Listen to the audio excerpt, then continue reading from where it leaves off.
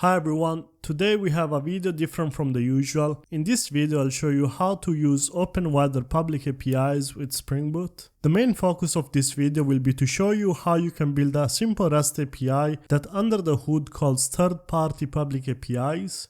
These are the main topics covered in this video. I hope you'll find it useful. Don't forget to like and subscribe as it helps the channel a lot. So let's jump right into it. Okay, let's start by creating a diagram to see what we're actually going to do during this exercise. So we're gonna see how the data is going to flow in our application. So this Spring Boot application basically is going to have an endpoint that is going to be listening for requests. So who's going to be sending requests? Of course, a user. Let's have a user here. So the user is going to be us. We are going to use Postman to send requests to our REST endpoint. The user is going to be sending a city name, and Spring Boot is going to return the current weather for such city. But how is this Spring Boot application going to send us back this current weather data? So what this is going to do under the hood is going to be using two APIs by OpenWeather. So these are completely free APIs, which I'll show you how to use. So first of all, at the Spring Boot app, we need to get the city name and actually get the latitude and longitude of them. So to do that, we're going to be using the geocoding API. This API again is provided by OpenWeather. Then take the latitude and longitude and get the current weather for the city we have passed. And to do that, we're going to actually use the OpenWeather API.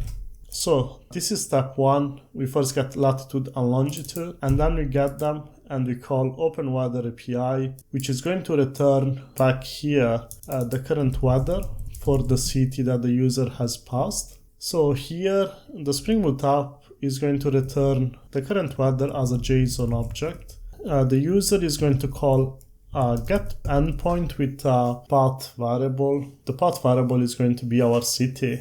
So I hope this is clear. More or less, this is the flow of the application we're going to be building. Let's have a look at the APIs we're going to use. As I said, we're going to use OpenWeather public APIs. So go to this link, openweathermap.org, and let's go to API. Here, if you scroll down, we can see that they have different API docs. The one we are interested in is the current weather data. So let's click on API doc. Okay, so this is how we can read this. The API call is going to look something like this. So we have the base URL, and then we've got some query parameters here. So latitude, longitude, and the API key, which I'm actually going to show you how to get one. Here are all the parameters which are required, and then we have some optional parameters. And if you read here, it actually shows you how to use them. We'll come back to these. And as we can see here, it says please use geocoder API if you need to convert city names and zip codes to geographical coordinates. So if we open this one, we can see it's quite simple. We can pass the city name, state, country code, and it's going to return us. This is an example response. It looks like these are all the translations of the city we have passed. It gives you the latitude and longitude coordinates, which we will pass to the OpenWeather map API to get back this response. So this is how it's going to be looking like. Our objective is to return back these two parameters to the user, so rain and the description, if it's, let's say, moderate rain, heavy rain, or whatever. So we're gonna keep it simple. I'm gonna show you how to unbox responses from the API to a Java object. It's all going to be clearer, but I just still wanted to show you how to use an API doc. You have an API endpoint, and it gives you some example response that you can expect, and an example of how to actually call the API. I'm going to put links to these API specs in the description box. But now what you need to do is you need to get this API key, and in order to get this API key, we need to go back, scroll down again to current weather data, click subscribe, and now if you scroll down, For us, the free tire is fine. We can make 60 calls per minute, which are plenty. It's going to be fine for our little project. Let's click on Get API Key. And what you will need to do here is register. Okay, so now if we go to API keys, so now that we're here in API keys, we need to generate an API key. And to do that, we just need to give it a name. As you can see, I've created another API key. You can use any. So this API key will be used to call the public endpoints in the OpenWeather API. Just save it for now. We're gonna need this one later. You will need to install a few programs in order to follow this course. You can use different programs, but I'm just going to show you the ones I've got. So you will need IntelliJ, which is the IDE I use. The Community Edition is perfectly fine. You will need Java 17, and you will need to install Postman. I'm gonna leave links in the description below so you can download them and set them up as well. I'm not going to show you the whole process, as I'm sure there are plenty of videos that already show that. Okay, so we now need to initialize our Spring Boot application, and to do that there is a really useful tool called Spring Initializr. This is the URL. You can just type it in your browser. Our project is going to use Maven. It's going to be in Java, so you can leave it as it is. Spring Boot 3.2.2 is fine. So let's give it a name. Let's call it, let's say, Weather App. Same for the artifact.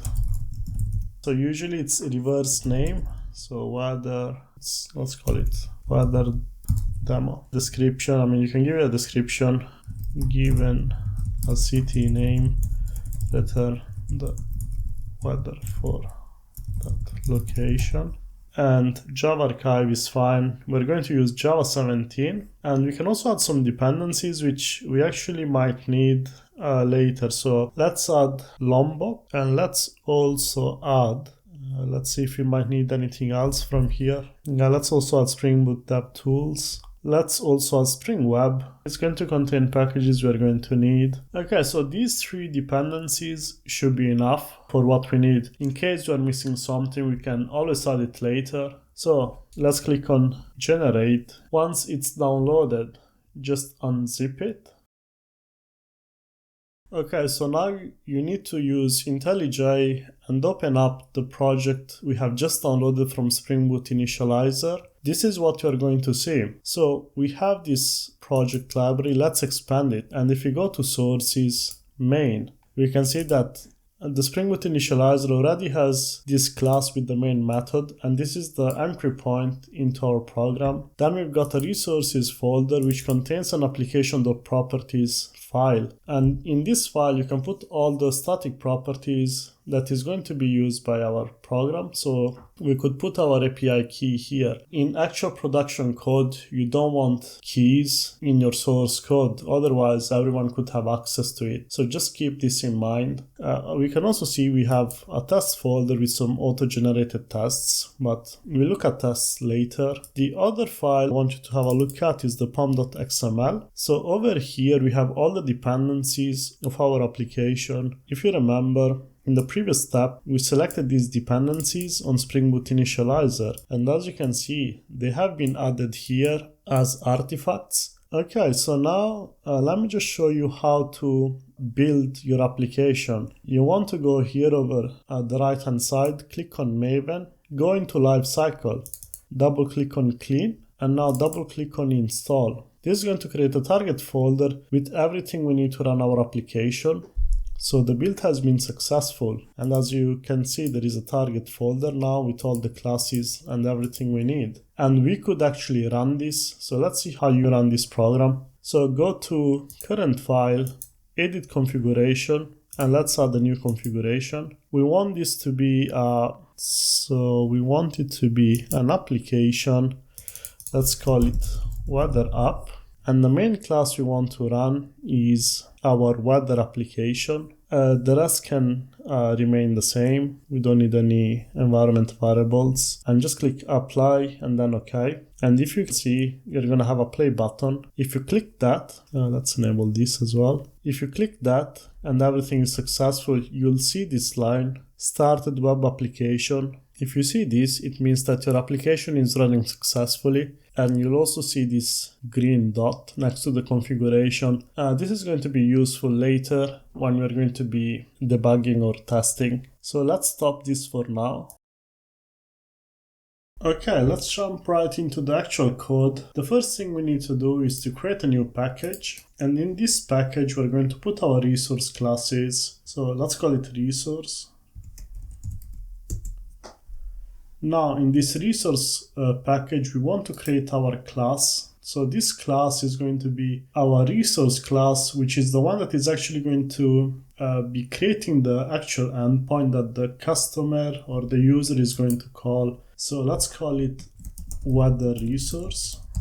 This is the entry point into the actual logic. We want to create a REST API, and to do that in Spring Boot, we can use annotations. The first one we're going to use is REST controller, and the second one is @request_mapping, and we want to give it a path. Base path for this class is going to be /API, and let's give it a version as well, so version 1. And here, let's start by creating the actual endpoint that the user will call. So as we said, it's going to be a get endpoint. So let's use the get mapping annotation, and let's create a method. Public, we want to return a response body, and I'm going to call this one weather response. Let's not worry about this. We'll create this class in a minute, and I'm going to call this method weather. What this method is going to get as input is actually the path variable, and the path variable is going to provide the city name. So you might be wondering, oh, where is this path variable where the city is going to get provided? So we need to add it here in the get mapping. So get mapping / let's say weather, and then we want to get as input a city name, and for that you need the curly braces. And okay, so here in the path variable we said that whatever city is, we want to put it in an actual variable. So this is gonna go directly in a string variable, and I'm gonna call it city. So now we get this string with the city name. We actually want to save it in a domain object. Throughout this program, we're going to have two kinds of objects, an entity object and a domain object. Let's create packages for those two. So one package is going to be a domain object, and one package is going to be called entity. So in the domain object, we're going to have all the classes which are going to be used throughout our application logic, whilst the entity objects are going to be objects that are going to be used for input or output of data outside of our application. So I think this is going to be clearer as we do this. So for example, this weather response is going outside of our application. So this is going to be perfect for the entity package. So let's go to entity and let's create a new class, and we'll just call it weather response. Let's leave it blank for now. I want to go back here and let's add something in the body of this method. So this is still red. Let's import it. If you're using Mac, you can use Option Enter, and it's going to auto import this for you. So the error is gone, but we still need to return something. That's why there is this other error. As I said, let's first build a domain object with this city. So I'm going to call this object weather request details. We want to create this one first. So as I said, because this is going to be used in the logic of our program, we're going to be passing this around. We want to put it in the domain folder, in domain package, sorry. So let's go to domain, let's create a new class, and let's call it weather request details. We're going to use a builder pattern, and this is where Lombok comes really handy. Let's give it the builder annotation. And now, in this case, we just want to say the city name. And let's also have getter and setters. Again, we can use Lombok here. So let's go back here. Let's import. And let's use the builder. So we use the builder. We're going to set the city as the city we just got as path variable, which is this one. Okay, this is where we actually need to do some work. Basically, we need to introduce a new class, and this is going to be our service class. So And the service class is going to return as the actual weather. The service class is going to contain the logic. I'll just show you. I think it's going to be quite clear once you see it. So we want a service class. We're going to use dependency injection and some Spring magic. So let's declare class variable. So I'm going to call it weather service. So this one, of course, doesn't exist. So let's just create the skeleton of this class. But we want to create it in a new package because in one application we could have multiple services. So let's just put it in a new separate package. So let's go new. Let's call the package service. And let's create the class weather service. Now, let's go back here. Let's import it. Okay, so we have imported this weather service. We don't want to be doing weather service equal new weather service. We are using Spring, so why not just use Spring magic? Let's use automated dependency injection.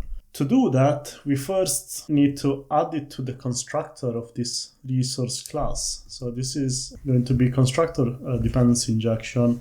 So let's create a constructor for our weather resource. And as input, we are going to give the weather service.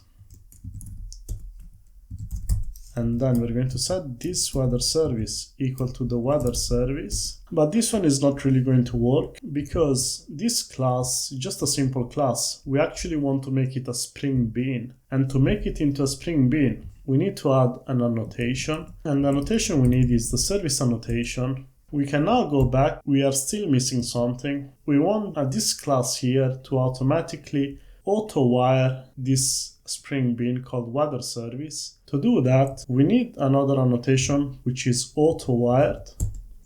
So this is going to automatically inject this weather service into our resource class. Okay, so we were writing something here. We have our weather service class now injected. We can just simply do weather service dot, and I'm gonna call this method getWeather. This method does not exist yet, but we'll just create it. What we are gonna pass? We're gonna pass the weather request details we have created up here. As you can see, this is giving an error. Let's open our service class. And in our service class, we need to do some operations. So let me show you the diagram. So the service class is somewhere here.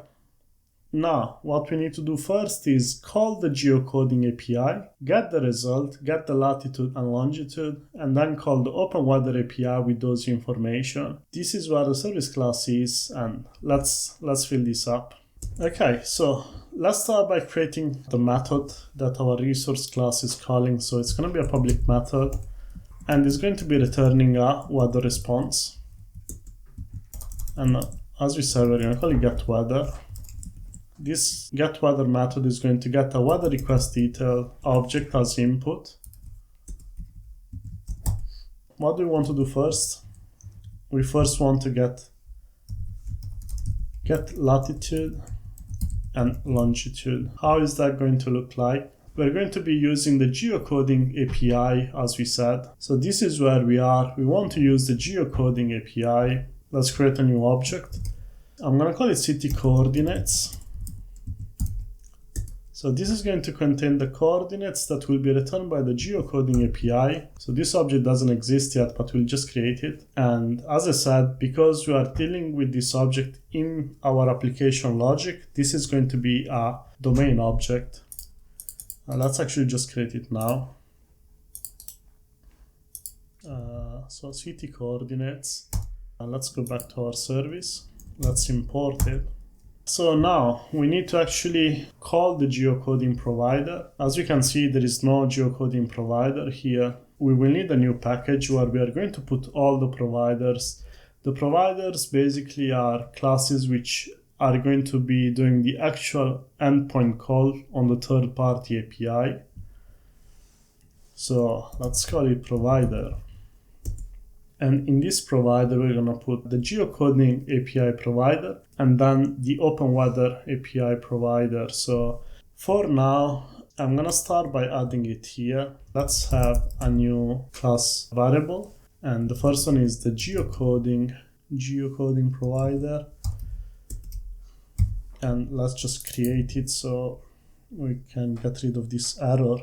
So we just go here, we create a new class and we call it geocoding provider. And now we go back to our service.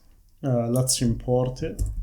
As we did before, we need to use constructor dependency injection. And here is where we can use Spring annotation. So we need an auto-wired constructor for this class. So public weather service. We're going to pass this geocoding provider. And this is just going to auto-wire everything together. So this our geocoding provider equal to our geocoding provider. So now we can use it here, and we can call a method that I guess I'll call get coordinates, because given the city, we're going to get coordinates back from the geocoding API, and we're going to pass our weather request details. We are missing some stuff. As you can see, this method does not exist. We have created a skeleton provider. Let's first go into the geocoding provider. Let's add the right annotation. So this is another service class. Let's create the method skeleton that the service class is going to be calling in the provider. So this is going to be the get coordinates method, which is going to get weather request details object as input. We need a return object. So as I said, whatever is returned from outside the application is going to go into the entity. You might have noticed in the service class, this is expecting a domain city coordinates object. We will need to introduce a new class, which is a transformer class that will transform from entity to domain. So this is how we will do it. But for now, in our geocoding provider, we want to return an entity, which I will call geocoding coordinates entity. And let's create this entity as well. Java class. Let's create it. Now let's go back here and let's add it. Let's actually also see which kind of variables we want inside this entity class. To do that, we need to look at the response type that the geocoding API is going to provide. Let's go to our API spec. As you can see, this is how we can call the geocoding API. So we have one query parameter for the city name, state, country code. We have one for the limit and one for the API key. If you scroll down, we have an example API response. So this is going to return a name, local names, which are the translations in the various languages. And this is what we really care about: latitude, longitude. We don't really need country or state. What we really care about is the latitude and longitude. We can ignore all the other attributes we don't need. And as you can see, one API call can return multiple objects. In our case, we're just gonna use the first one. Just want to keep it simple. So let's go back to our entity class. Let's add a builder annotation. Let's add the all arguments constructor. Let's also add the no arguments constructor. Let's add getters and setters. Let's add the variables which will be mapped to the JSON return object of the API call. So what I mean is we want variables that will be storing latitude and longitude, and we need to make sure that we set the JSON property or the name of those variables same as the ones that the API call is going to return. Let's use a string to save the latitude. And let's use a string to save the longitude. But as you can see, I just said that we need to have the same name for the variables as the one that the endpoint is going to return. To do that, we can use a JSON annotation called JSON property, and we can just keep the name here, so lat. And the other one is going to be lon. But as you might have noticed, when JSON is going to try and unmarshal the data received from the API call, it will try to put all the data it got for each variable that is going to get back, it will look for a variable in our class, but we don't have a variable for each of those attributes. We can simply ignore the other properties which we don't really care about, and we can use another Jackson annotation, which is JSON ignore properties, and we're going to ignore the unknown and set it to true. We have set up our entity class. Let's go back to our provider. Now, you might be wondering, how are we going to call the geocoding API? Well, we need to have the base URL. If you go back to the API documentation, this is the base URL up until here, and we want to have it in our Spring application. And then we also want to have the API key somewhere. We could potentially ask the user that is calling our Spring Boot application, but in the real world, you don't really ask the customer to send you an API key for a third-party API that your product is calling. So in this case, I'm going to put it in the application.properties, but in the real world, critical things such as API keys are usually stored in a secure location. Let's get our base URL, and let's go back to application.properties. And let's give it a name. I'm gonna call it geocoding.url and just simply set it as what we just copied. And then we also want a variable to store our API key. I'll call it api.key. And then we need to just paste our API key. I'll just show you again where to get this API key. So you can go on OpenWeather API, select on your username, My API Keys, and then you simply need to copy the API key that you can see here. Take this API key and simply paste it. Now, let's go back to our geocoding provider. We need a way to get those properties that we have just set in the application.properties file. And there is an annotation, so it's the value annotation, open double quotes, $, curly braces, and now we just want the name of the properties. So in this case, one was API key. We want to get this value and put it in a variable. So string, I'm gonna call it API key. And same for the geocoding base URL. Same as above. This was geocoding.url. And we want to save it in a string variable. Okay, so now we have our base URL, we have our API key. We actually need to make the call to the geocoding API and get back the result, get back the coordinates. To do that, we're going to use a REST template. So let's declare a REST template.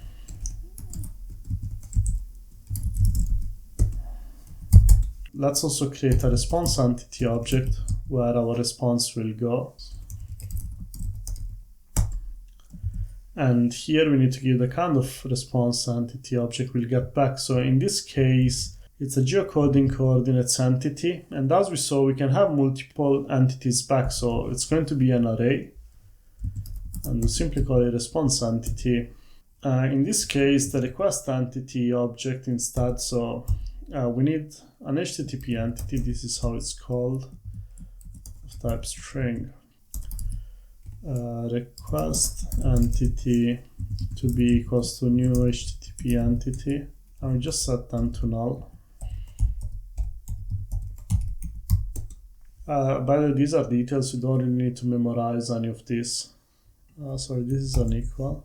Let's build our actual URL where we'll send the GET request. So we're going to use something called URI components, and URI builder equals to URI components builder from HTTP URL. And here we'll give the geocoding URL, which is our base URL. And as we saw in the API spec, we have 3 query parameters. Let's go back to our spec. We can see the first query parameter is called Q, the second one is called limit, and the third one is called app ID. So let's add those query parameters. The name is Q. The value is going to be the weather request details.getCity. The next one, as we said, query parameter is limit. And we want to set it to 1. We don't really want any more values, so I'm going to keep it simple. So let's just hard code it. And then app ID, which is going to be our API key. And we can now build this. We have built our URI, which we're going to call. Now we need to do the actual call and save the result. So we're going to use a try catch block. And we're going to set our response entity to be equal to REST template.exchange, and we're going to get our URI builder and convert it to string, to URI string. The method is going to be get request entity that we have built over here. This is all going to go in a geocoordinates entity class. So this is what we're expecting as a result. This is what Jackson will use to unmarshal our result. So it's geocoding coordinates entity as an array dot class, comma at the end. So let's make it a bit more readable. This is the call. This is gonna go in the response entity object. Let's catch the exception if there were any to happen. So HTTP status code exception. Let me just throw a new one.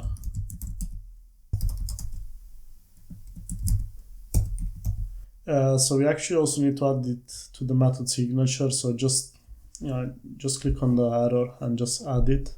And now at the end, after all of this, we can return our response entity.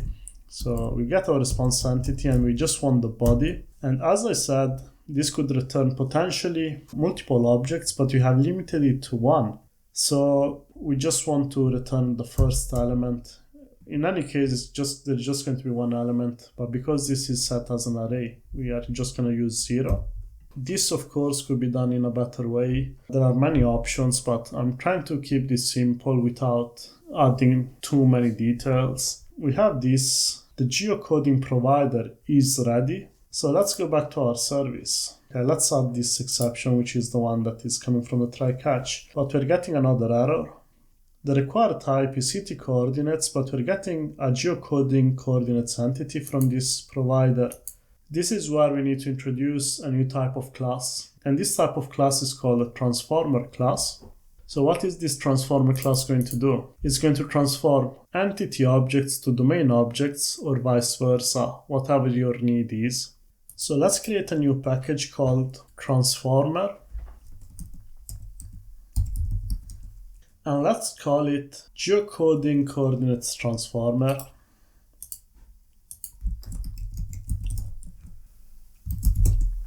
So again, we will need to make this a service class.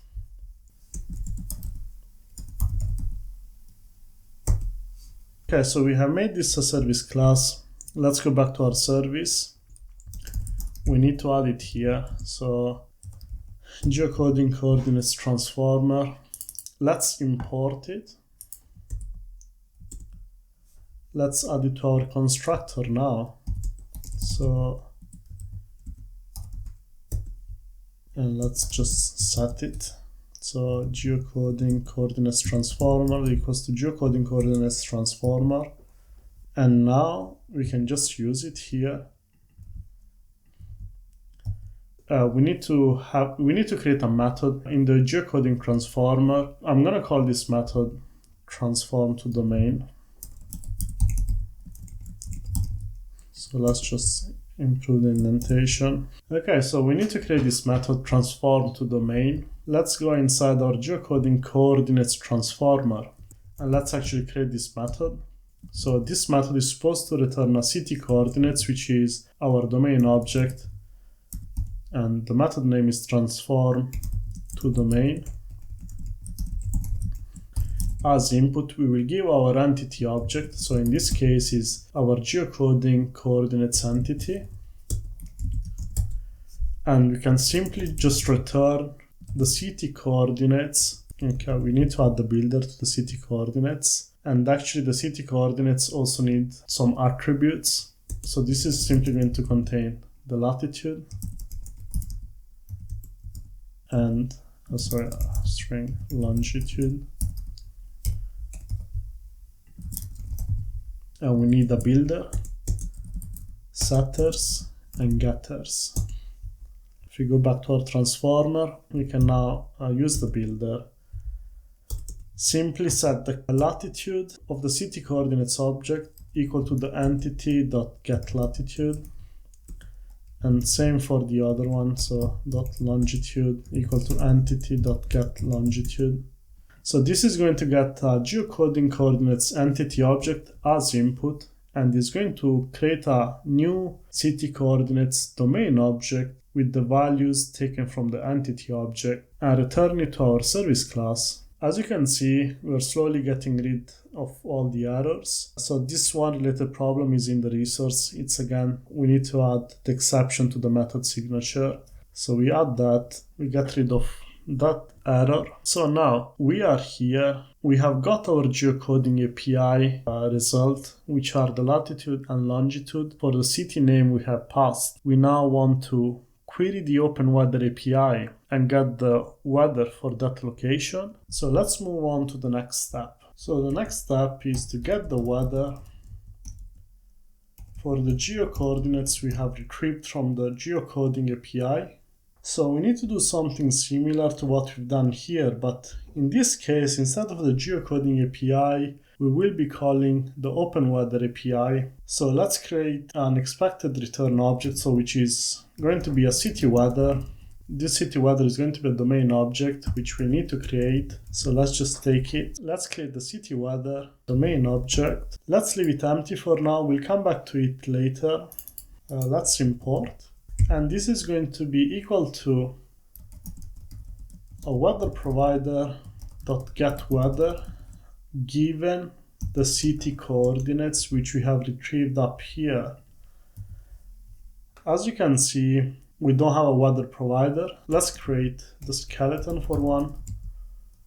I'll call it, we'll call it weather provider. We need to inject it. Let's just create the skeleton so it's just easier with the autocomplete. So it's going to be a provider. We can create it here.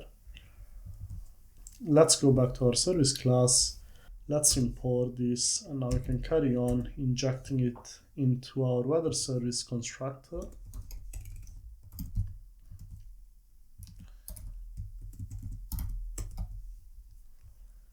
We have the skeleton ready for at least the first part of the getWeatherProvider call.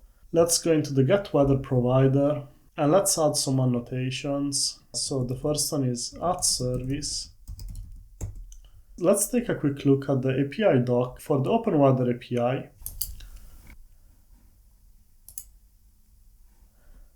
So this is the base URL. As you can see, in this case, we have 3 query parameters: lat, lon, and the API key app ID. So we will need to save this base URL and put it in our application.properties file. So let's go back here in our application.properties file, and I'm going to call this weather URL, and let's set it equal to the base URL that we just got from the API doc.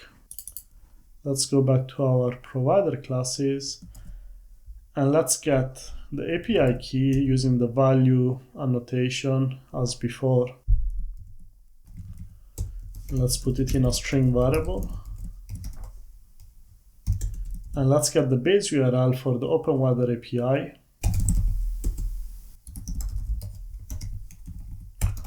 Let's put this one in a string, as we did before for the geocoding API. Let's create the skeleton of our getWeather method. So as we said, this getWeather method is going to get as method variable the city coordinates. What we want to return is an entity object, because as I repeated multiple times now, entity objects are what the application has got as input from the outside or is sending outside. So in this case, it's coming from outside, and I'm going to call it OpenWeather response entity. So this one doesn't exist. Let's just create it. We'll fill it later. So let's go back to the provider for now. Let's import this class we just created. And again, we're going to use a REST template.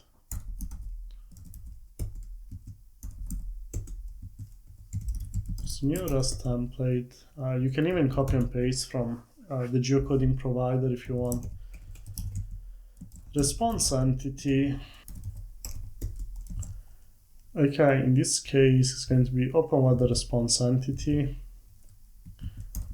Response entity. And let's create the HTTP entities. I'm just going to copy it from here. We can copy all of this actually, and we can modify it. Let's first fix the query parameters and the URLs. This is the weather URL. We want to pass latitude that we get from the city coordinates. We want to pass the longitude. Again, we obtain it from the city coordinates.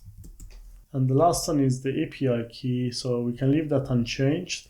So this is going to be a GET call request entity. The difference here is that this is going to return an OpenWeather response entity. We need to add the exception to the method signature. We don't need this anymore. Okay, so you might be wondering, how is this OpenWeather response entity supposed to look like? There was a typo there. So let's open it. Let's go to our API spec. So this is an example response of what we're going to get back. As you can see, the main data which we want are probably these two. This API call is returning a lot of information which we don't really care. What we really care about is the main, which is going to give us rain, sunny, or whatever, and the description. But as you can see, this is an array of weather details. So how can we represent this as a POJO, plain old Java object, that Jackson will just be able to unmarshal our response to? So let's see how to do that. We will need another object here. So I'll call it weather entity, and this is going to be an array. As we just saw, we could have multiple results, and I'll call it weather, and I'll set the JSON property as well. If the name is the same as the one in the API doc, in theory you don't need to set JSON properties. JSON property. But I think this just makes our software more robust. As if, let's say, someone wanted to refactor this and give it a different name, this would break. Jackson would not be able to unmarshal, deserialize. So I call it weather. We need some annotations over here as well. So we need the builder, all args constructor, no args constructor. We need some getters, some setters. And we can ignore all the other properties we don't really want. Let's build this weather entity as well.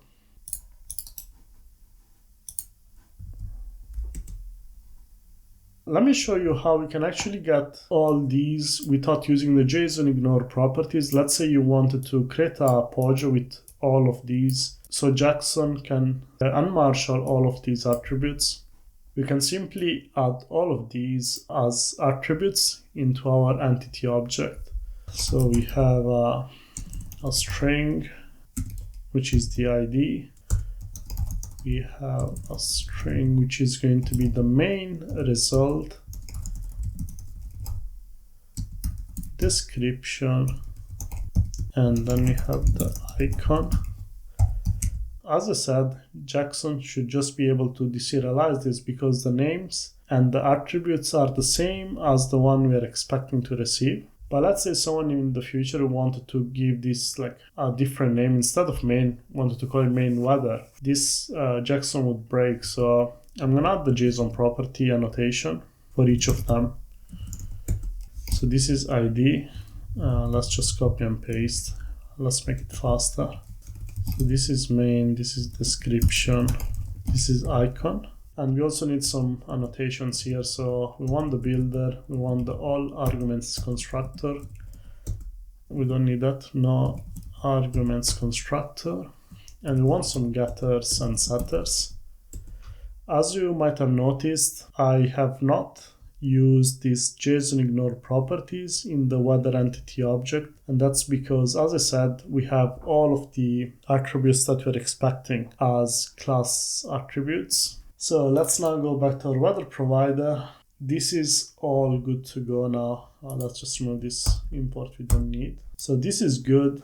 Let's go to our weather service. So we need to add it to our, this needs to be public, by the way. These methods need to be public. Let's go back to the weather service. We now have the same problem as we were having here. The weather provider is returning an entity object when here we are expecting a domain object. We need another transformer. Call it OpenWeather transformer. Let's create it in the transformers package. This is going to be a service class again. Let's use the annotation. Let's go back here to and the dependency injection. So let's add it to the constructor. This dot OpenWeather transformer equal to OpenWeather transformer. We can simply transform it to domain. OpenWeather transformer transform to domain.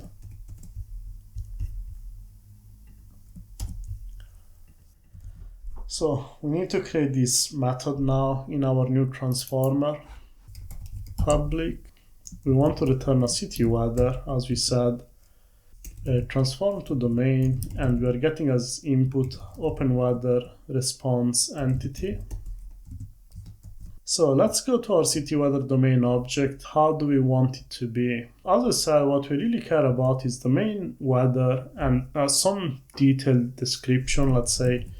So let's create a builder. Let's create setters. Let's create some getters. We're going to have two attributes. A weather attribute, and we're going to have a details attribute. I think that's all we need. You can expand it as you like, but I'm just going to leave it simple. If you go to our transformer, here we want to return a city weather, and let's use the builder to build it.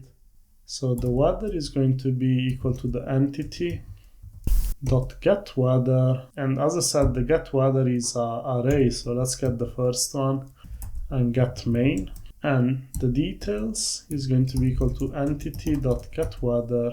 Let's get the first element and get description, and let's build it. So now let's go back here. If we look at our diagram, we can see that we have completed step 2. We have got the current weather, so now we need to return it back to the user. In this case, we need to return it back to our resource class. The resource class is actually waiting for a weather response object. What we want to do is we want to return a weather response object. We will need another transformation of this domain object to entity so that a weather response resource will be able to pass it on. Let's just reuse the OpenWeather transformer. And in this case, we'll create a new method, transform to entity. And let's just pass it the city weather. Let's go to the transformer and let's add another method. So weather response, transform to entity, and we're gonna pass as input the city weather. And we're going to return a weather response object, which we actually need to fill it. So as I said, we just need two attributes, weather and details. And we just need some annotations here. So let's add builder all our constructors know our constructor, a setter, and a getter. So let's just build the weather response object.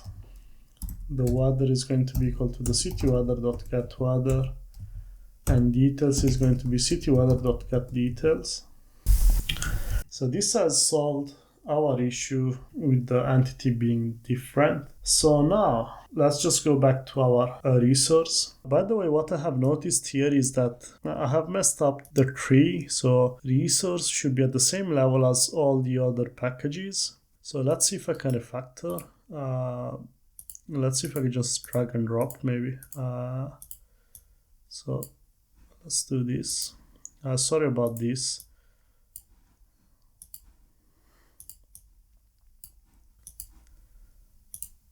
So I'm just refactoring because they need to be at the same level. By mistake, I was creating everything in the resource folder, whilst the resource folder should be its own folder. They should all be at the same level. So this is how your package tree should look like. So let's go back to the resource. Okay, now it's the moment of truth. Let's try to clean install of our application and let's see if it works. So lifecycle clean install. Okay, so the build is successful, but let's see if it actually runs. So let's play on the play button. Let's enable these. Okay, so the web application has started successfully. So what this means is that the application is listening. It's listening for any calls on this endpoint, API v1/weather/the city name. So let's see how we can test this using Postman. So we have our app running, so which means that it's ready to listen to incoming requests on this endpoint. And there are two ways we can test this. So the easiest one is probably using the web browser. So I have Chrome open here. We can send the request directly to the endpoint our Spring Boot application is listening to. So we can have localhost 8080 API v1/weather, and then we can give a city name. So for example, let's say London, let's say Edinburgh, or let's say Toronto. So as you can see, this is returning a JSON object with the weather and some details, and this is actual live data. So the easiest way is using this web browser. We don't need to set any kind of authorization or headers. So we can simply call it from the URL. But in industry, you actually use Postman, especially when you have to set and send some extra parameters, such as headers, authorization tokens, and etc. So let me show you how to use those as well. So I have Postman open. You just simply need to click on the plus and the new request is going to open. And here you can select the type of request. In our case, it's a GET request. And same as before, we're going to put localhost 8080/API/v1/weather. And / we can give the city name. So this is returning, as I said, live data using the geocoding API for the geographical coordinates. These then get passed to the OpenWeather API, who then returns the current weather, and the Spring Boot app returns us the current weather as JSON, which is what we're seeing on Postman. It's a nice tool. If you were to have some kind of authorization, we can add it here. We have different kind of authorizations that are supported by Postman. We have headers. You can add custom headers. If you were sending a post request, you could just add it in the body. So I hope you're going to find this useful for your tests outside this tutorial as well. The next thing we now want to talk about is unit testing. Let's quickly look at what is the purpose of unit tests and what are the advantages. The purpose of unit tests is to verify the correctness of individual units, components, or modules of software code. Unit test focuses on a small isolated piece of code, such as function or method, and checks if it behaves as expected under various conditions. The primary goal of unit tests is to detect defects early before they propagate down the development process, ensuring code correctness, enabling code refactoring and maintenance, and promoting modular and reusable code. Unit tests also serve as executable documentation. They describe how a particular unit of code works, how it should behave, and provide examples of its usage. Okay, so we are now ready to start adding tests. Ideally, you want to add unit tests as you're writing the module or the class or the method, whatever. You want to write the unit test as you go, but this is an exercise. We are going to do it now. So let's stop our application from running. Let's minimize this. And I'm going to start creating unit tests from the bottom up. So what I mean is I'll first create tests for the smaller classes and we'll work our way up to the service class and then the resource class. And I also want to say I'm not going to add extensive unit testing with all the cases. I'm not going to test probably all the classes, but I'll try to test most of them so you get a feel of how they should look like. I'll also leave some out so you can add them yourself. You can actually go and try and look how you would add unit tests for those classes. I would start from adding tests for the geocoding coordinates transformer. So open up the class, and now we can simply use IntelliJ to help us create our test class for this transformer class. So press Command-Shift-T. And let's click on create new test. Make sure your cursor is inside the class, otherwise this is not going to work. So let's click on create new test. We're going to be using JUnit 5. Leave everything as is. So class name is fine. Destination package as well. So we don't need anything else. Press OK. And this is going to generate us a new test class inside this test folder. So what do we need? Let me close this. And let me have this one on the right, so you can see what we are testing. So we are testing this method. So to test this method, we actually need a way to call this method, and the only way is to have a transformer. So let's create a transformer.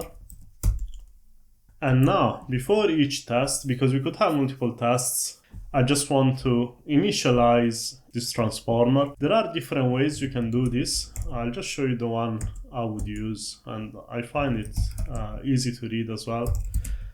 So let's create a setup method, and let's set up our transformer over here. So we're going to instantiate a new transformer.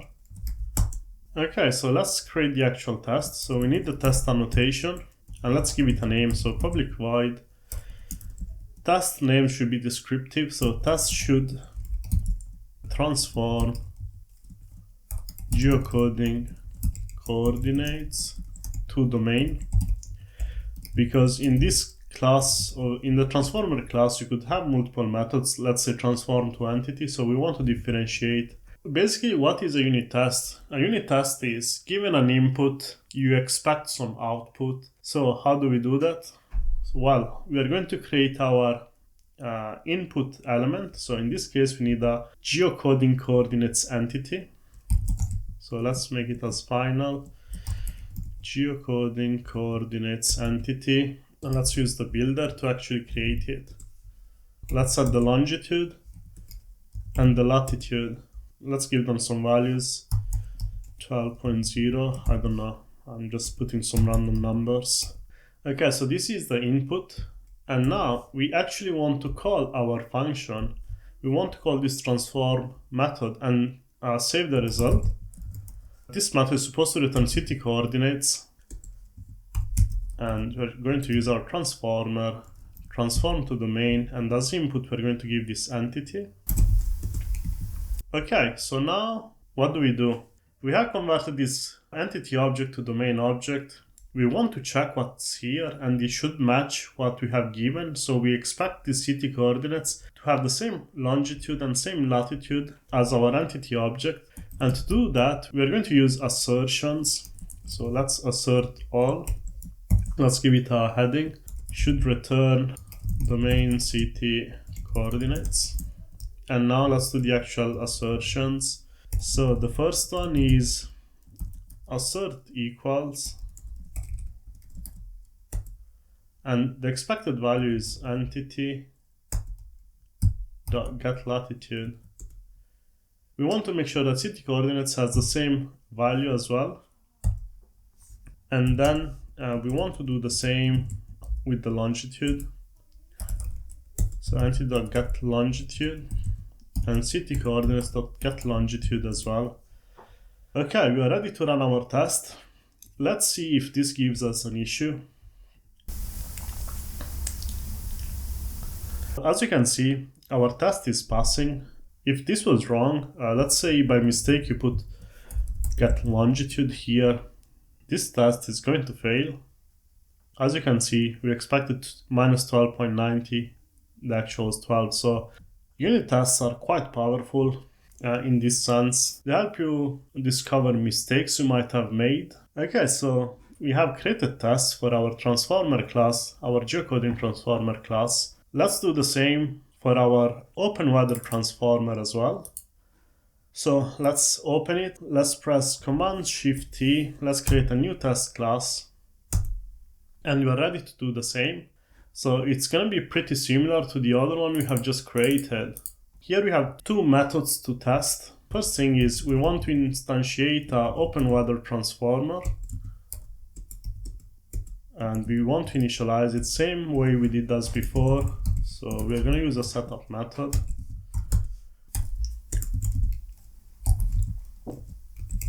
And we are now ready to run the actual test. So in this case, we have two methods. So we want to test both of them, and each one of them is going to have a separate unit test. So test should transform OpenWeather response entity to domain.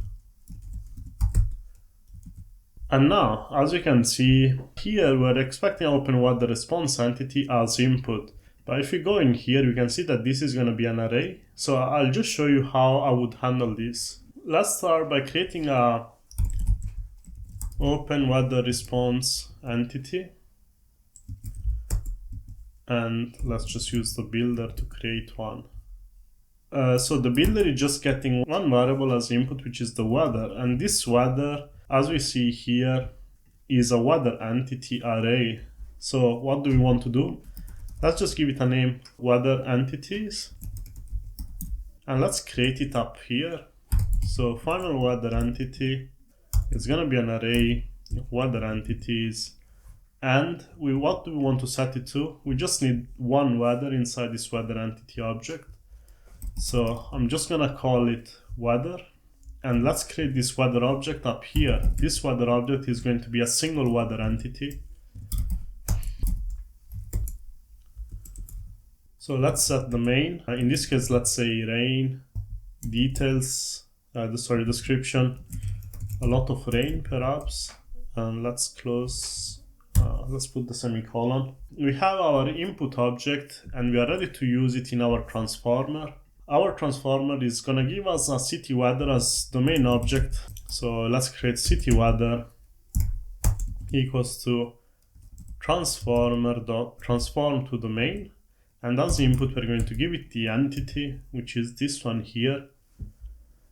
And now we can do our assertions. Assert all should return domain weather object. And we're going to do our assertions. So assert equals, we want to make sure that the entity get weather, we're just going to have one, get main is equal to city weather dot get weather. And then we also want to add the second condition.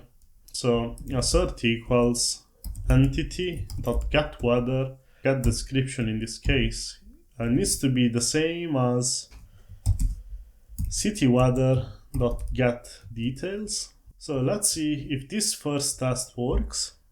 So let's start the test. Let's run it. As you can see, it is working. Let's continue. We have another method. In this case, it's the other way around. Given a city weather object, we want to transform it to a weather response. This is quite short and simple. So let's add a new test. Public void test should transform city weather to entity. We're given as input a city weather, which is a domain object. Let's create one. City weather equals to city weather. Let's use the builder here. Give it a weather as, I don't know, rain, same as before, details, a lot of rain, and let's build this. And now we can simply call the transformer, and we're expecting a weather response object as output. So this is how we can write. And this time we'll use the transform to entity method, which is the one we are testing. And as input, we give a city weather domain object. And now we can do our assertions. Return entity response object. Let's do the actual assertions. Assert equals city weather domain dot get weather. We want it to be equal to whatever is in the weather response dot get weather. We can copy this. Here instead has to be get details, and same here. And let's see if this works. As you can see, this is working as well. We can even run the whole test class, and both of the tests are running. So far, we have added 3 unit tests. We have tested 2 of our classes. Let's move on to the next ones. So let's move to maybe a more interesting class. Let's test our weather service class. So let me close the other tabs. Okay, so same as before, let's create a test class, Command-Shift-T. Let's create a new test class. Let's leave as default. Okay, now you will need these 2 annotations. Extend with, and let's extend with Mockito extension.class. And the second annotation is webMVC test. And we want to test this weather service class. So you just give it the name of the class you are testing. Okay, the next thing is we want to instantiate this class, but we want to mock it because, as you can see, it's using provider classes and transformer classes. So the first thing we want to do is to actually mock these beans. So the way we can do it is we can use simple annotations.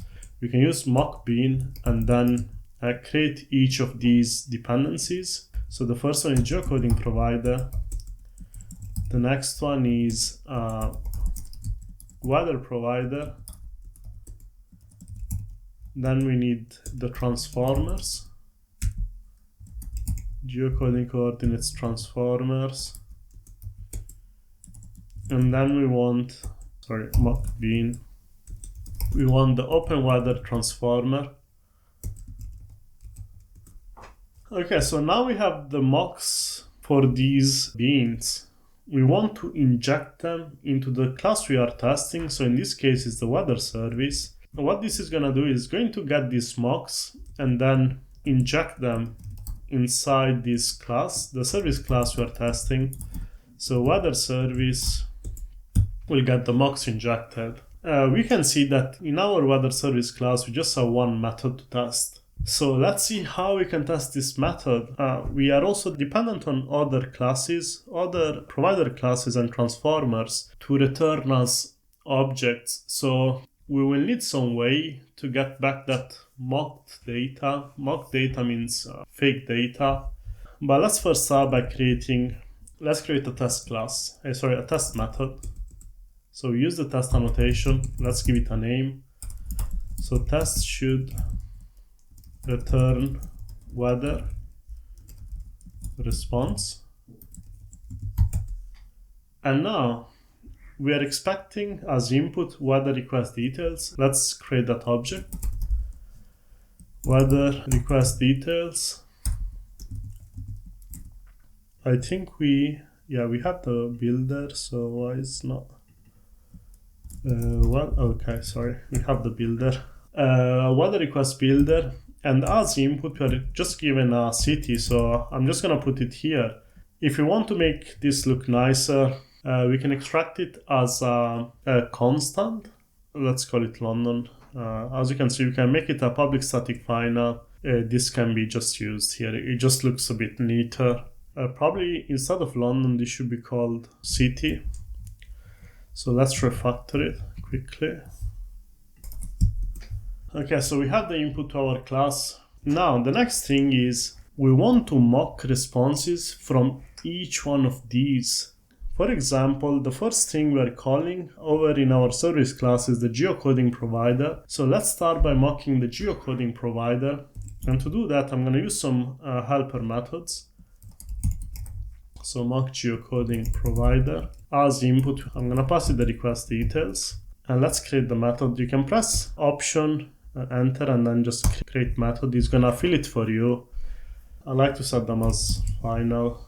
We want to go into the geocoding provider and see what is the return type for this method call. It's a geocoding coordinates entity, so that's what we're expecting as a result.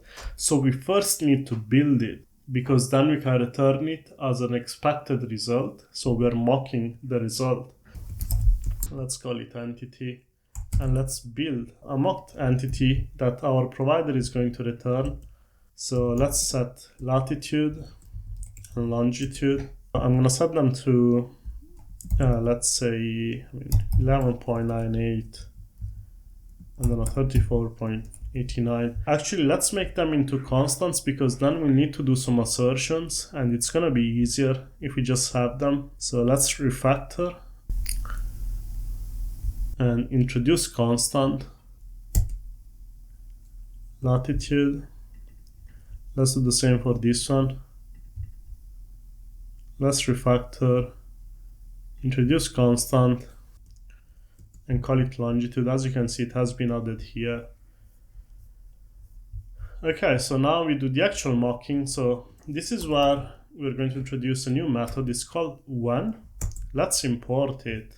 When geocoding provider dot get coordinates is given a weather request details. So these ones here. We then want to return this response. We want to return this entity. This is complaining because we want to add the exception to the method signature. And another thing, you can use auto import, but sometimes it might give you multiple options. So I'm just going to show you the package where this one resides and where all the other annotations are. So if you're having issues, just make sure that the imports look like this. Okay, so we want to add the exception handling here as well. We have mocked the provider.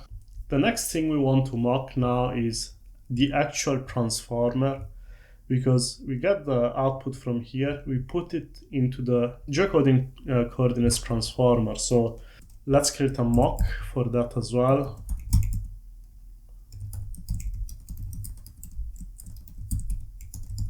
We're not going to pass it anything. In this case, you can make it as specific as possible, but from now on, I'm not gonna have it this specific, because over here we can pass any, which is a keyword that says, oh, you can pass any kind of object. So let me just show you how to create this mock. So you can go to transform to domain, same as before. So we are expecting as output a CT coordinate. So let's create the expected output. Let's build this expected output using the builder class. We're going to set the longitude and the latitude. So we want this longitude and latitude to be the same as the one that the geocoding coordinates entity had, because that's what we're expecting our program to do. And now we can add the actual mocking. So when the geocoding transformer.transform to domain is given any kind of input, we want to return the CT coordinates. So we want to import this. Okay, nice. So the next thing is now we want to do the same thing for the OpenWeather provider and the OpenWeather transformer as well. So let's add two more mocks. Mock weather provider. So let's do the same. Let's create this method. So this is gonna be similar to what we created for our transformer. So we can just open the project, go to our OpenWeather transformer test. Let me just copy this first part. And now let's go back to our service test. Let's paste it here. So for description, I'm gonna refactor this and set it as a constant as well. So rain. I want to call it weather, and this one I'm gonna call it details. So same as before, refactor and then select introduce constant, and I'll call it details. So this is gonna put them up here. Next thing, let's do the actual mocking. So one weather provider, we call the get weather with any object, we don't really care. In theory, the more specific, the better. You can do it by yourself. So let me just show you the rest. So entity, that's the error. Let's add the exception. Okay, so we now need the last mock. Let's mock our OpenWeather transformer. Let's create a method. This is quite simple, so we're going to return a weather response object. So we want a weather response equals to weather response.builder, and we're going to set the weather as the weather from our constants, details as details. Let's do the actual mocking. So when OpenWeather transformer.transform to entity, because we're calling it here, so we need this mock as well. Any. We then want to return this weather response. Okay, we have all of our mocks. We now need to do the actual method call in this service class, and this is going to return a weather response, and we want to save that. So final weather response equals to weather service class dot get weather given these request details. And now we can assert what this is going to return. If we have done our mocking correctly, this should work as expected. So let's do some assertions. I should return city weather response. Let's assert that the expected value is weather. We want the weather response to have the same weather that we have passed in all these mocks. So weather response dot get weather, and then we want to check that the details are the same as well. So let me just show you the imports over here. So these are the imports that I have used. It's the moment of truth. Let's see if this works.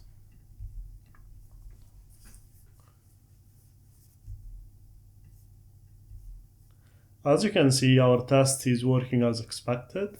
Okay, so we have now added another unit test. Let's add a unit test for our resource class as well. So let me close some tabs. Okay, so let's open our resource class and let's create a test class for our resource. So create new test. Basically what is going to happen here is we need to simulate a way to perform a GET request over this endpoint. And when that is going to happen, we want to simulate this resource class returning us an OK status. So we're going to try to keep this simple. Let's actually start writing some code. I think it's going to make it clearer. So we need some annotations here. So extend with Mockito extension.class and web MVC test, and here we need to put the name of the class we are testing. So in this case it's weather resource class, so make sure these are correct. And now here, same as before, we can see that we have one dependency, which is our weather service class. So let's have weather service, and if you remember, we need to make it a mock bean. This is going to be a bit different. So we need auto wired, and we want to auto wire something called mock MVC. Let's import this. We need this mock bean, and then we need this mock MVC, which is going to help us perform the GET request. Let's create the input. So in this case, we have these weather request details. So you might be saying, oh, we have a string as input, not weather request details. We want to use the weather request details because this is what the weather service class is expecting as input. So it's a little bit different in this case, but you'll understand why in a minute. So let's create our test class, public void test should return weather response success. Oh, sorry. Okay, so let's create this weather request details object.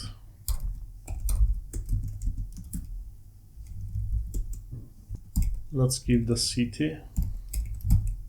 So I'm gonna call it, I don't know, let's use London again. I'm gonna make it as a constant. The next thing we now need is an actual weather response. We need the weather response because our resource class is returning a weather response. Weather response. Let's build the weather response. So we need a weather and some details. Again, we can have, let's say in this case, sunny. Very sunny, and let's transform them into constants. So refactor and click on introduce constant. I'm gonna call it weather, and same as here, let's make it a constant as well. I'll call it details. So let's do the mocked response for our weather service class. One weather service dot get weather for request details. Let's import this. We want to return this weather response.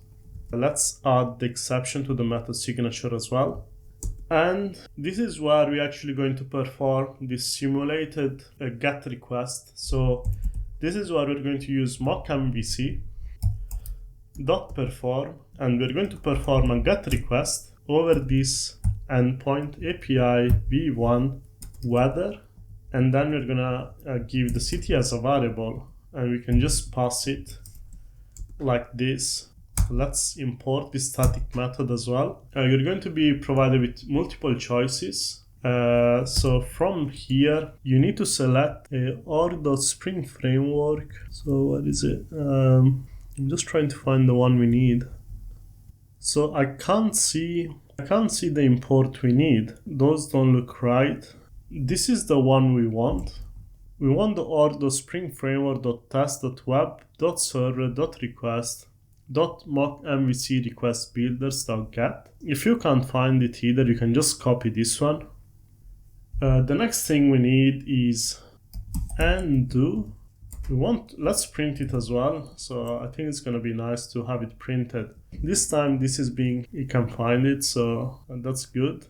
And expect. What we expect is status dot is okay. Let's import this. This is correct. This is how we're going to test this weather resource class. This is the main part where we actually perform a get on this endpoint, and we expect the status to be okay. So let's see if this works.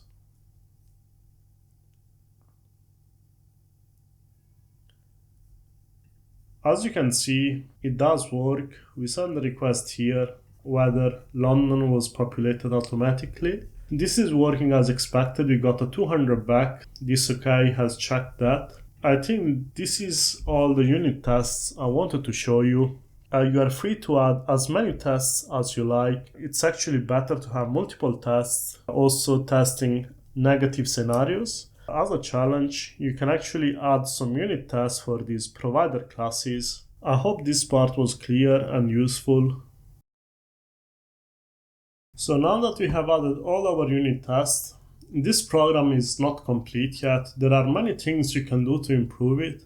So let's just look at some ideas you can try in your free time. So for example, in this resource class, we're getting a string as an input, but a string, as we know, might contain special characters, could contain anything. And we know that city names do not have special characters in them. So you could add some kind of input validation before even calling the weather service class. Another idea could be to call another third-party API over here. So let's say, for example, Eventbrite. I'm not sure if Eventbrite has a third-party API, but you could get this latitude and longitude, or maybe just the city name, pass it to this events API, and this events API could give you results for events going on in that city. So this is just an example. You can use your imagination here. And the third one, as I said, you can try to add unit tests for these provider classes.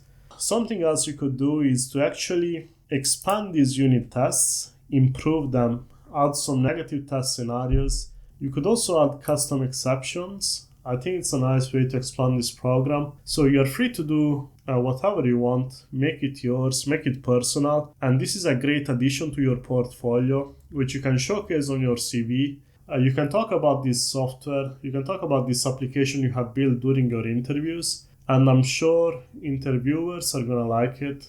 I hope you found this useful. If you have any comments or feedback, please leave them in the comment box below. And thanks for the attention. I hope you enjoyed the video and found it somewhat useful to reach your goal. Please don't forget to like and subscribe, as it allows me to keep creating more and better content for you, all completely free of charge. See you on the next video.